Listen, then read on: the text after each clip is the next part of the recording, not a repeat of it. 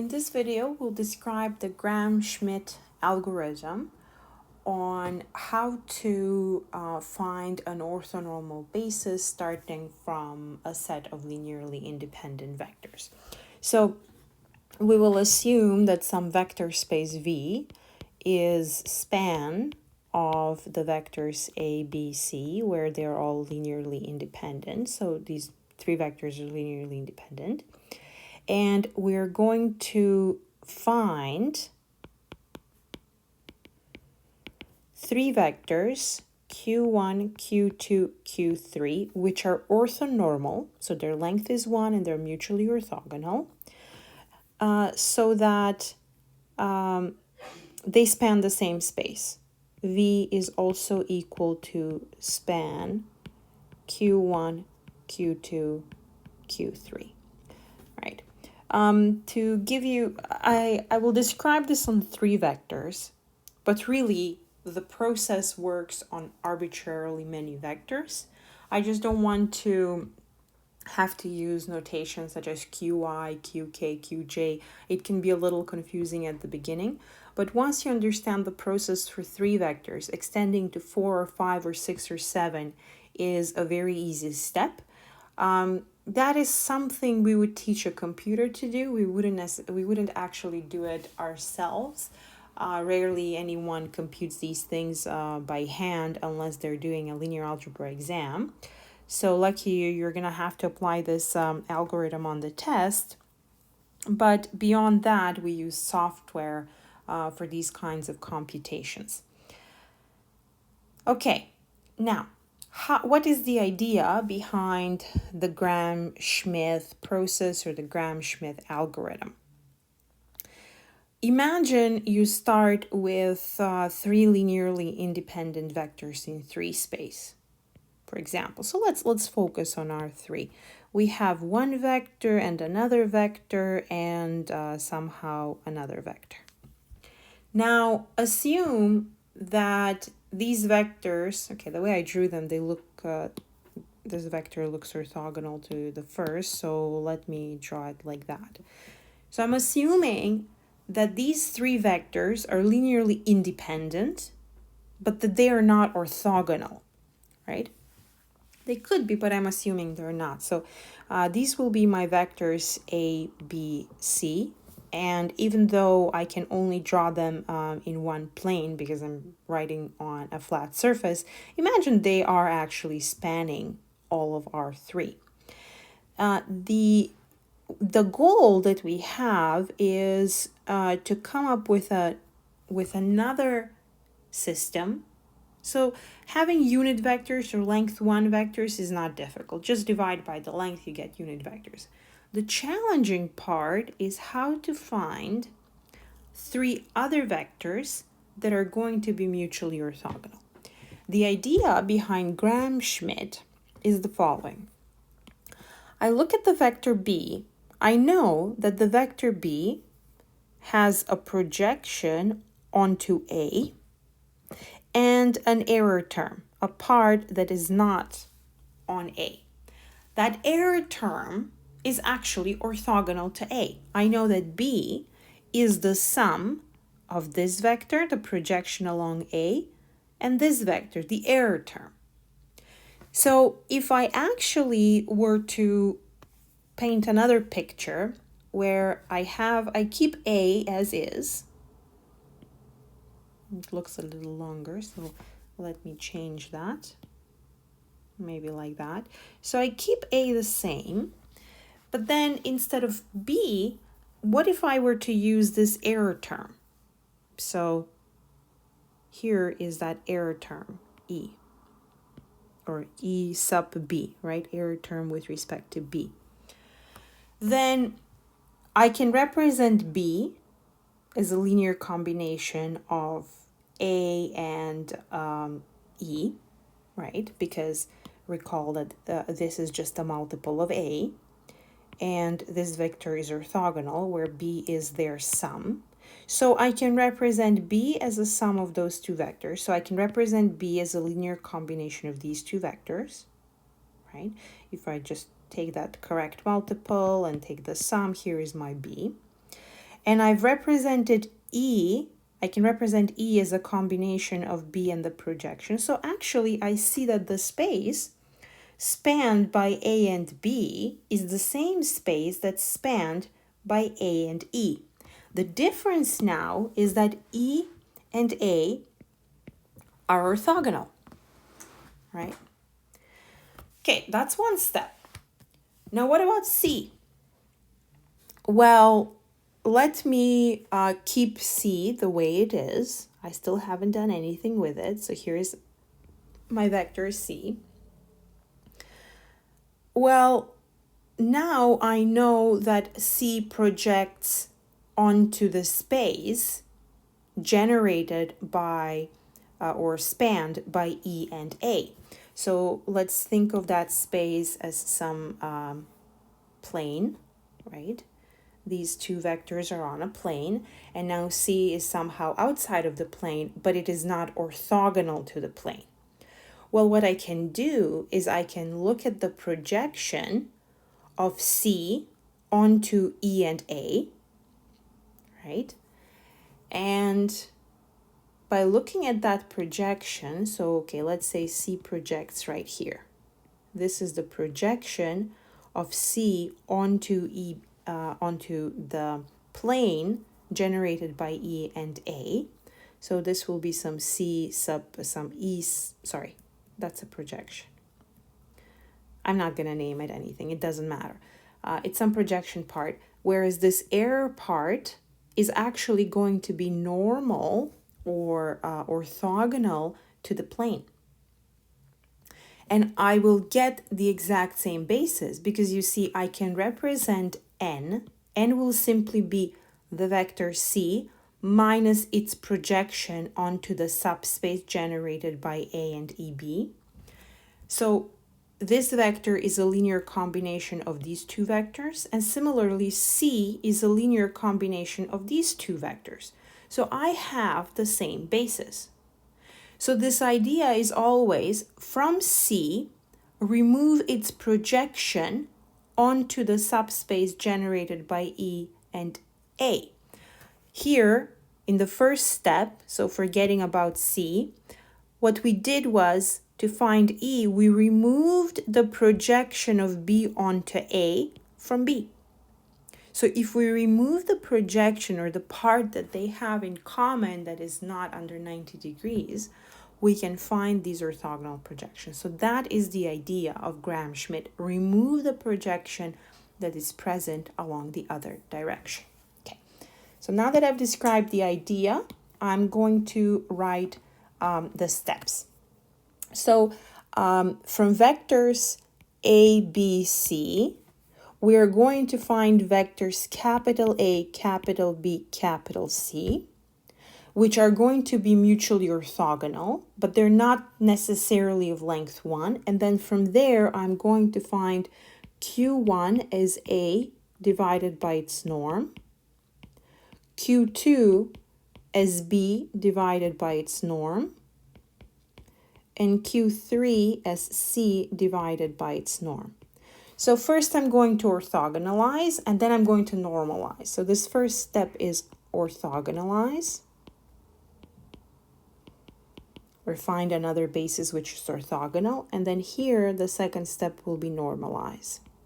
Now one could do these things sort of in a different order. I could first find A, then find Q1, then find B, then find Q2, then find C, and finally find Q3. But it's perhaps easiest if we just leave this normalization step to the very end. We don't want to worry about dividing by the lengths in the intermediate step. Okay, so from the picture before, we actually didn't do anything to the first vector. So the vector little a is going to be capital A. I don't have to choose a different vector. That direction is just fine. Now, what about the second direction? Well, the second direction, so this capital B is the E actually in the picture. So this over here is capital B, and this over here is going to be capital C, okay? Now, capital B actually is obtained by removing from A, right? Or actually, sorry, removing from B the projection of B onto the vector A. So minus A transpose B over A transpose A times A. You could use lowercase a, but the idea is, the reason I'm using capital A is really the third step, because if you remember this picture here, let's go back to this picture, we are actually now using capital A and capital B. So maybe I should say this is capital A, this is capital B, and we are saying that we are projecting little c onto the space generated or spanned by capital A and capital B. So I've already changed the basis somewhat, and now I'm going to project onto that. So I'm going to forget that I ever had this vector B for the next step. So just to make the notation cleaner, right away I'm going to say this has transformed into capital A, and now I can forget about little a. All right. So we saw in last week when we talked about projections, you can really go back to those videos, but what's going on is that the projection of B onto the line that passes through A is exactly A transpose B over A transpose A times A. These are vectors. This is not a matrix, so that is just a number. A transpose A is a number. And the third step is to remove from the vector C its projections along A and B. So instead of little b above, I'm going to have C. So this is removing the projection along the line A, or the line passing through A, and then we will remove the projection onto the line that goes through the vector B. So those are the three steps. Step 1, step 2, step 3 from the orthogonalization part, and then to normalize whatever these vectors are, we're just going to divide by the respective norms. Now, what if I had a vector D? Well, then I would just remove the projection of D along A, along B, along C. So you see this formula just keeps on adding one vector at a time. It's not difficult to extend to a general n-dimensional case. But for our purposes, I just want you to understand the process. As I said, whenever we need these things in applications, we simply use software. We don't do these things by hand. Now, to close it off, let's look at an example.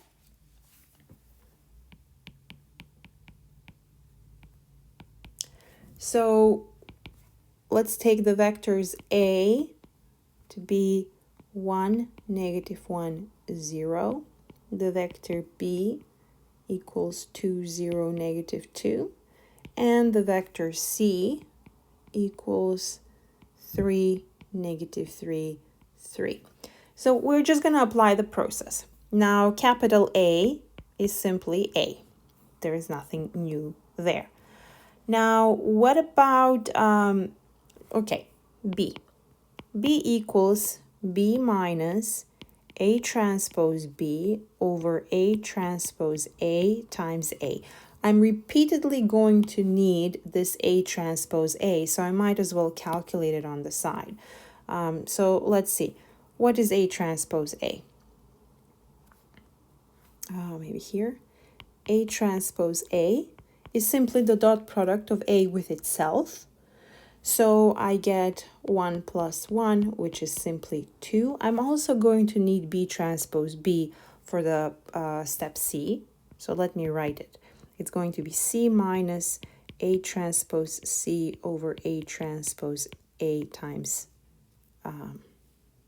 A minus B transpose C over B transpose B times B.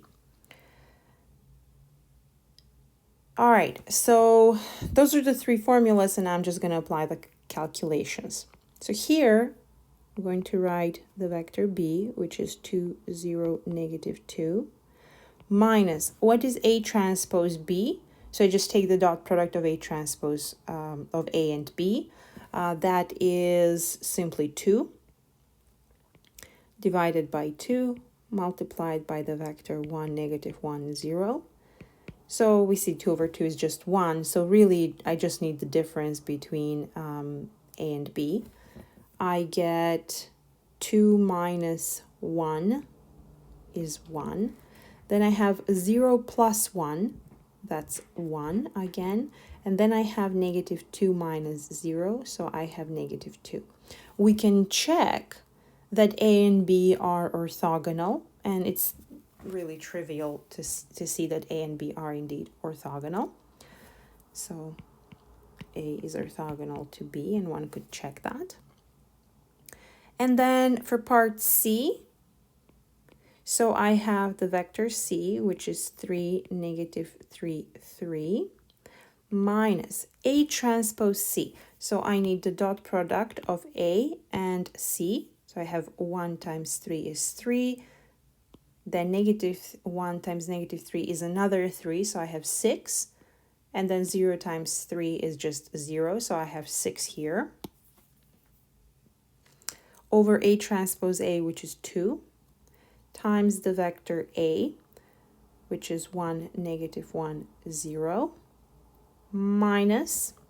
Now what about B transpose C? Now B transpose is this, B is this vector, okay? So I'm working with this vector, not with the original B.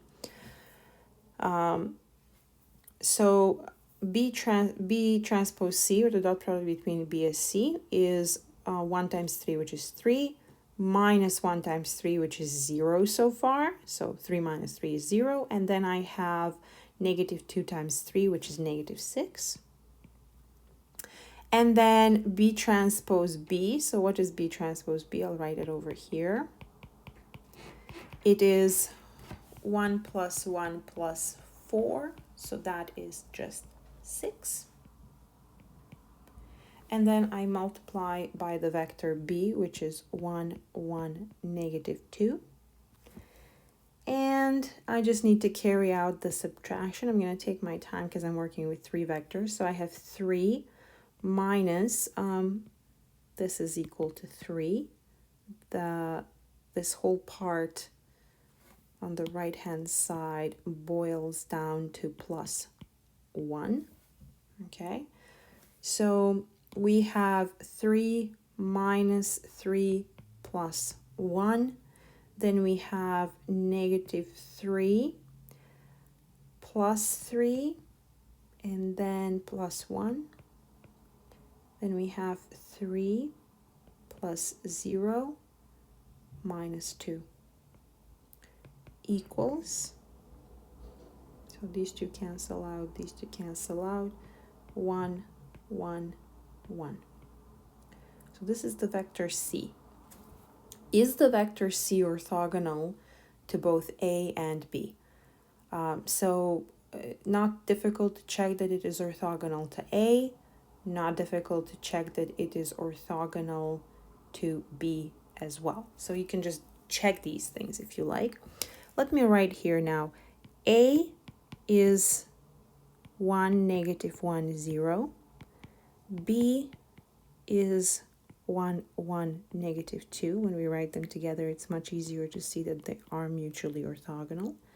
1, 1, 1. Okay. So taking the dot product with the vector C simply asks if the sum of components in A and B are adding up to 0, which is the case. And then, so they're all orthogonal to C and A is orthogonal to B.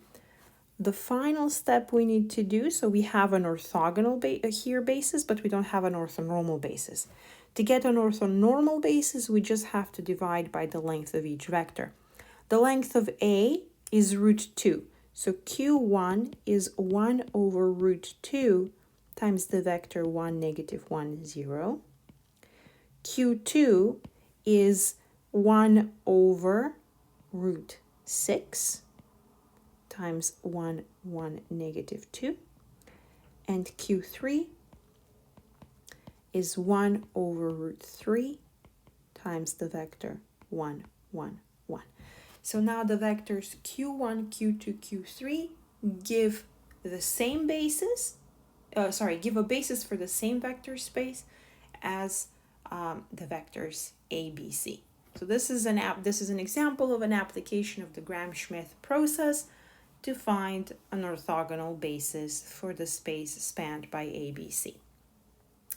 Now, the interesting thing perhaps that we should mention is that each time we look at B, so let's focus a little bit on, maybe I'll copy the formulas let's look at the formulas again. So we start with A equals little a. B equals little b minus A transpose B over A transpose A times the vector A. Now, before I continue on to C, what do I want to say? Well, I want to say that A is a linear combination of the columns.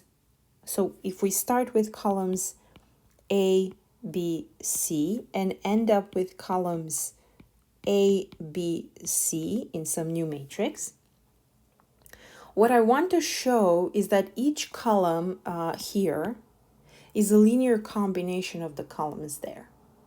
Now, clearly, this being equal to little a is a combination of these three columns. Which combination? Well, 1, 0, 0, right? Just take one of the first column, 0 of the other two.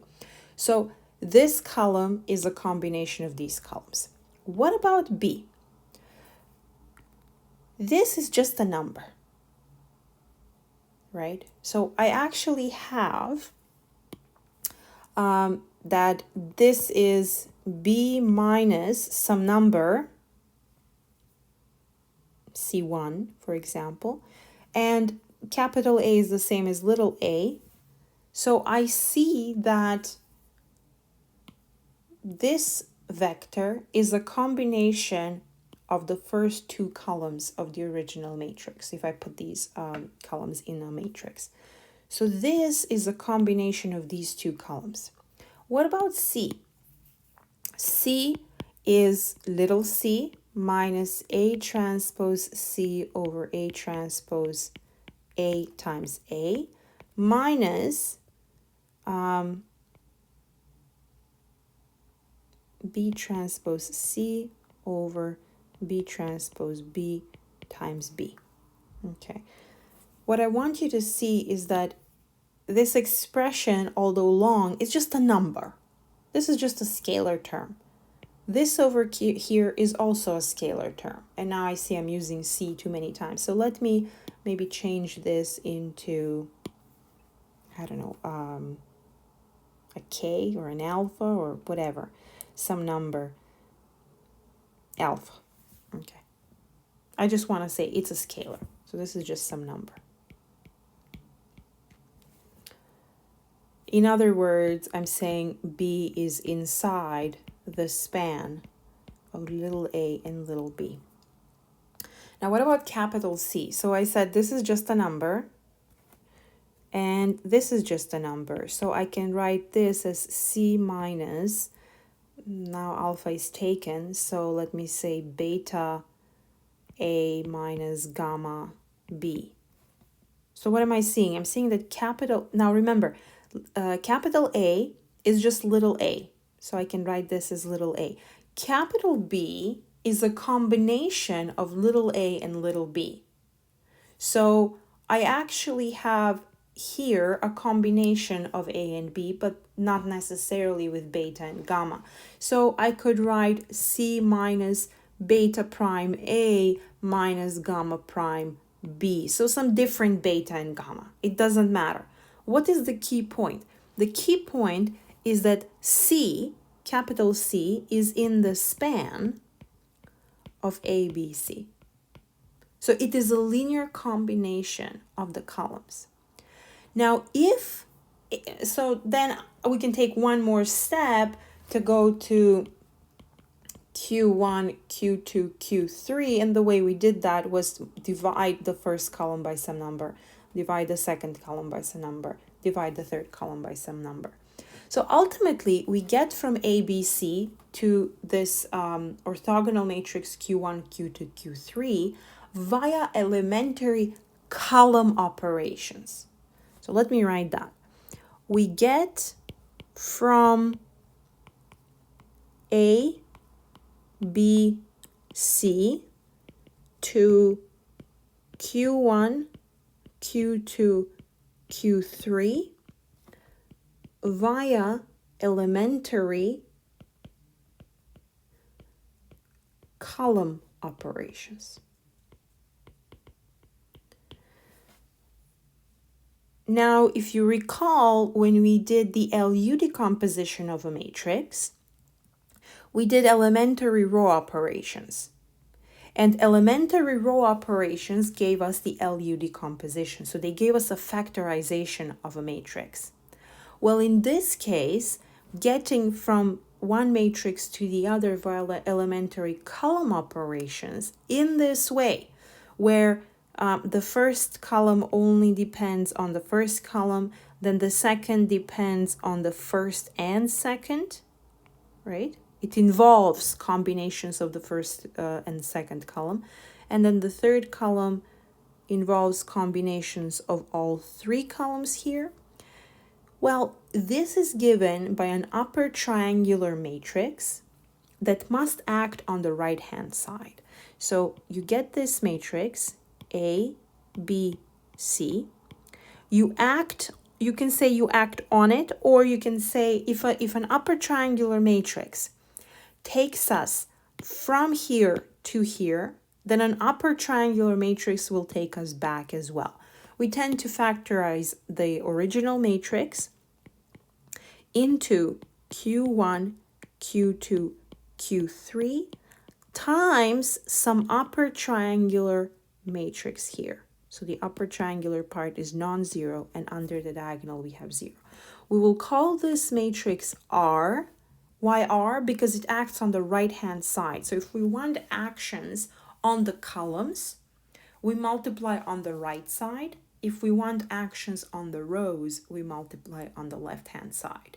So actually the Gram-Schmidt process gives us a factorization in the form, now A represents a matrix. So A can be factored in the form Q times R, where Q is orthogonal and R is upper triangular. All triangular matrices are invertible. So I will just give you the formula of what that looks like. I won't prove as to why it works.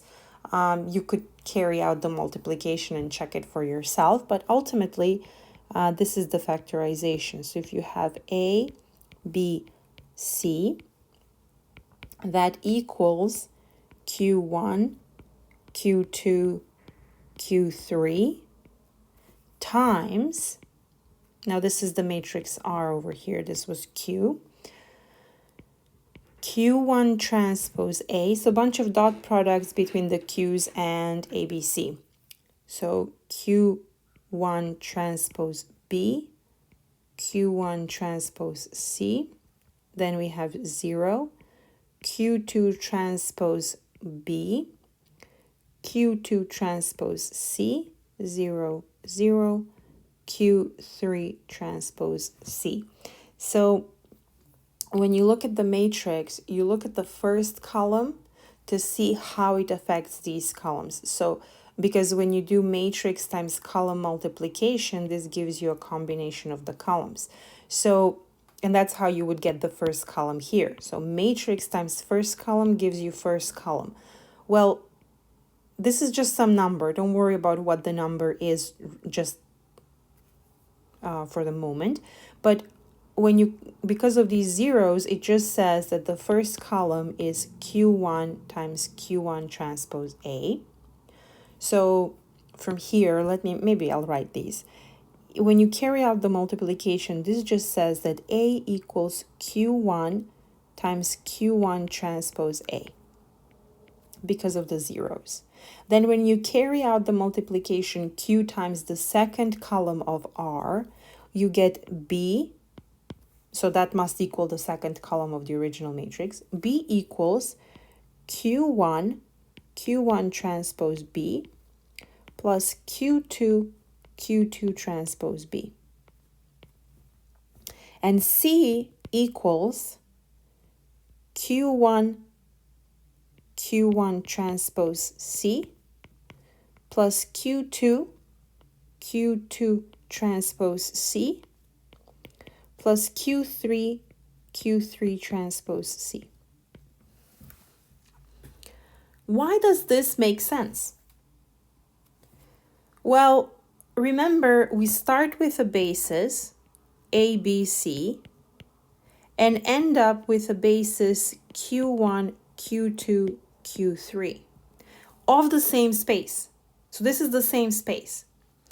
Now, what are the formulas for the orthogonal projections of A, B, C onto Q1, Q2, Q3? So we had this in the previous video. The orthogonal projections, so the projection of A onto Q1, Q2, Q3 is in general A equal to Q1 transpose A plus Q2 transpose B.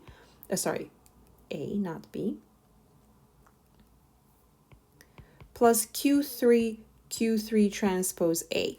However, the way in which we do the Gram-Schmidt process, we know that Q2 and Q3 by choice are orthogonal to Q1, and I guess what I'm trying to say is because A is Q1 or parallel to Q1, it's just Q1 times the multiple or divided by the length, I know that it is orthogonal to Q2 and Q3. So these two disappear. They're just zero. A is orthogonal to Q2 and to Q3. That's how the process works.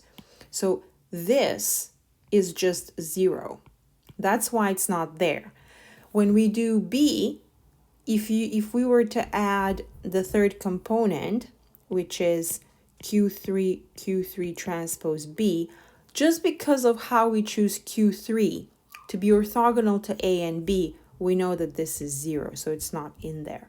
So this is absolutely true, and that's exactly how the decomposition works and why the matrix is what it is.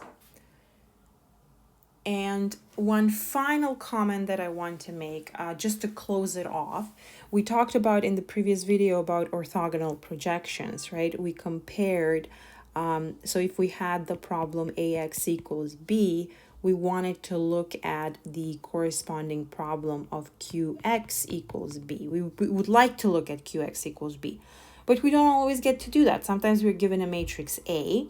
That matrix is what it is. It does not necessarily have orthonormal columns. So how to do this? By the way, I should make it clear.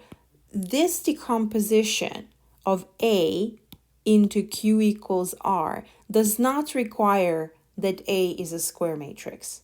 A can be a rectangular matrix, then Q will be also a rectangular matrix, but R will be a square matrix. Just because of how the multiplication works out.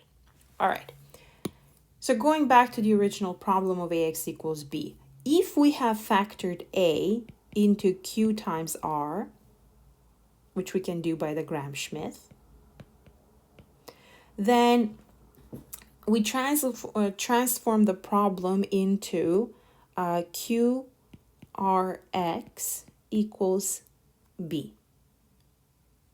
Okay, now what about the least squares solution? So the least squares, x hat, equals A transpose, or maybe I shouldn't rush so much. I feel like we should go on a new board with these things. So I'm going to do that. Let's take some space. Okay, so we're looking at AX equals B.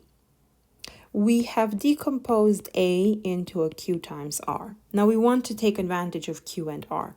So the way we solve for least squares, we would do A transpose AX hat equals A transpose B. If A equals QR, then what is A transpose? Well, it must be QR transpose, and transposition works in the reverse order.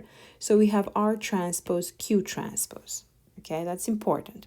So if I replace this whole thing, what about A transpose A? A transpose A is R transpose Q transpose times QR. Now remember, this is just the identity. So A transpose A is R transpose R.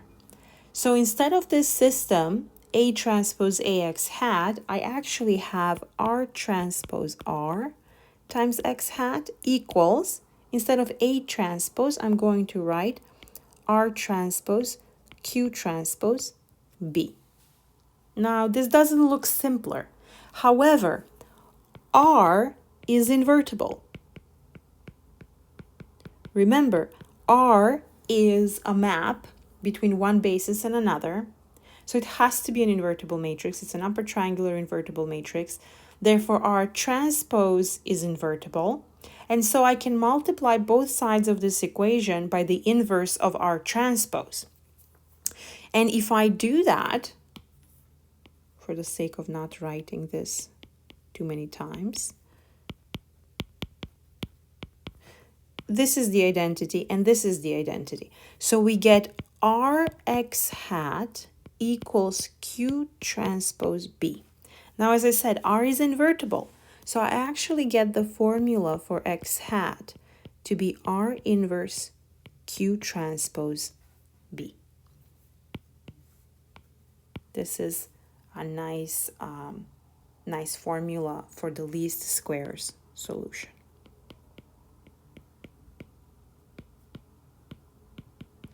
It involves finding the inverse of a triangular matrix from that QR decomposition of A.